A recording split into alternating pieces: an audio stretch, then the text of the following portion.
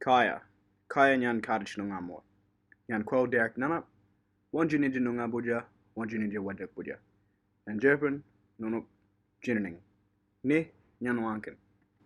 I'd like to acknowledge my old people, in particular, my Wajak Noongar people. My name is Derek Nannup. Welcome to Noongar country, welcome to Wajak country. I'm happy to see you, mob. Listen to me speak. My money personality is a visual stylist. I like to live my best life and spend money on what make me and my surroundings look good. I'm adventurous, creative, and spontaneous when it comes to spending money. Others often admire the life I live. A perfect example of this is the time I went to America after my 21st birthday. I ended up traveling all across the country to New York, LA, Washington DC, Boston, West Virginia, and everywhere in between.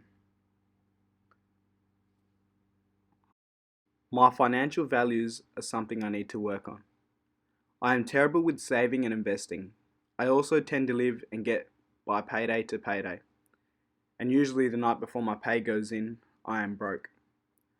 I am not too resilient when it comes to holding back and not buying unnecessary items. My personal values include me being respectful, kind to others, honest, and persistent. With values like this, it leaves me in a vulnerable position. I am usually lending out money that I don't necessarily have or can't necessarily give up, but because of my values I do. This leads me to being broke and sometimes hungry. My goal is to own my own home. I would like to buy in Ullamara because I grew up there and this is where my family is.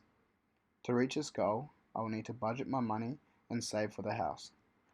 I would need to include in my budget rent, social cost, car insurance, money for travel, house deposit savings of 20% of the total cost. My income as a first year teacher would be $72,000 in the first year. After I have paid my income tax and Medicare levi, my take home payment will be $55,709. My budget would look like this over the year. Rent would be $5,200, which is low because I would be able to live at home whilst I'm saving for a house. This means I'll be paying my mum $100 a week, which will cover the cost of rent, food, and board. My social activities, I would like to spend $7,800 per year. Car insurance, fully comprehensive car insurance with SGIO is $1,300 per year. Savings for travel would be $10,000 a year. Once I have taken off these expenses, I would have approximately $31,419 left. This means I can save $20,000 for my house deposit every year, and I have $11,000 for any extra expenses that might come up. I would need $75,800 as deposit on the house I would like to buy in Ullamara. Therefore, it would take me 4 years to save up for the house deposit if I were to put down $20,000 a year, which is realistic in my budgeting whilst working as a teacher. This is assuming the house I want to buy is worth $379,000. After 4 years of saving, my income would have gone up to $87,000 a year gross income before tax. My house mortgage repayments would be $326 per week, which is $16,952 per year.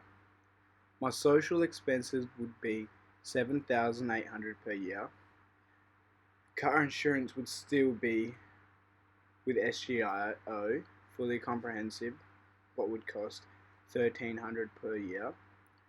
And my amount of savings for travel would still be the same, which is $10,000 a year. My income after tax would be $65,544.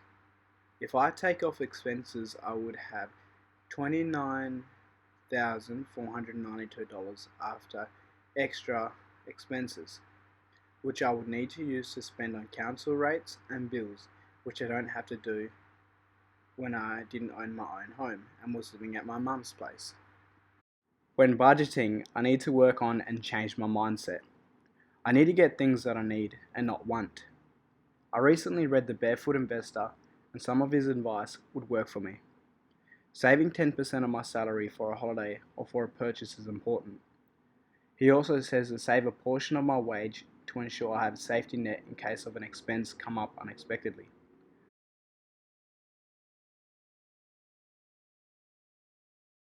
By having an understanding of financial literacy and knowing how to budget, I'll be able to achieve my financial goals and be able to afford the things in life I would like to. Put one. Bye.